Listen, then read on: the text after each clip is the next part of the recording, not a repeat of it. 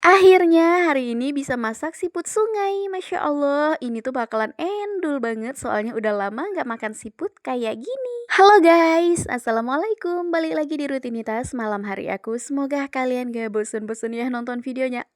Bener banget guys, ini aku tag videonya di sekitaran jam 7 malam. BTW kalau kalian ada yang tanya siput ini dari mana, tentunya beli ya guys. Ini harganya per kantong 10.000 dan di sini aku nggak nyari sendiri di sungai ya, walaupun di sungai itu banyak, tapi jujur aku tuh pasti bakalan bisa berabe. Kenapa aku bisa bilang berabe ya? Karena jujur guys, di sini tuh aku nggak pandai renang dan kalau misalkan ke sungai ya otomatis nanti aku yang ada malahan kelelep lagi. Atau bahkan bisa sampai hanyut. Wah, ini sih benar-benar bahaya ya soalnya guys, aku tuh emang masih ada trauma sih sampai sekarang yaitu tadi karena waktu itu aku pernah mandi di sungai terus keadaan sungainya itu tuh kayak abis banjir gitu. Jadi otomatis untuk posisi airnya itu lumayan dalam dan agak sedikit deras. Padahal waktu itu aku mandinya itu tuh pakai gayung ya saking takutnya. Tapi di situ alhasil malah kaki aku terpeleset dan karena aku nggak pandai renang itu tadi ya udah jadinya di situ tuh aku kelelep. Masya Allah rasanya kayak bener-bener mau metong. Yang lebih bikin parahnya lagi apa coba ya karena di situ tuh teman-teman aku mandi di sekeliling aku itu tuh emang lumayan banyak banget ya ibu-ibu yang lainnya. Cuman mereka itu tuh ngiranya aku bukan kelelep, malah mereka itu pada ketawa. Mungkin ngiranya aku tuh lucu ya kenapa aku bisa sampai kelelep. Padahal aku tuh waktu masih berada di dalam air benar-benar berharap banget ya ada orang yang langsung gercep nolongin aku kayak gitu karena ya Allah rasanya kelelep itu bener-bener udah nggak bisa diungkapin pakai kata-kata ya. Ya kalau kita buka mulut langsung minum air, kita tarik nafas langsung kayak ngisep air juga. Beruntungnya pada saat itu yang langsung gercep jadi penolong aku di dalam air itu adalah suami aku sendiri ya karena waktu itu tempat kita mandi emang lumayan gak terlalu jauh dan kita para emak-emak ibu-ibu itu di bagian atas sementara kalau suami-suami itu di bagian yang geng-geng paling bawah gitu. Alhamdulillah juga nggak sampai putus harapan aku guys dan akhirnya terselamatkan juga nyawaku. Masya Allah kalau inget kejadian itu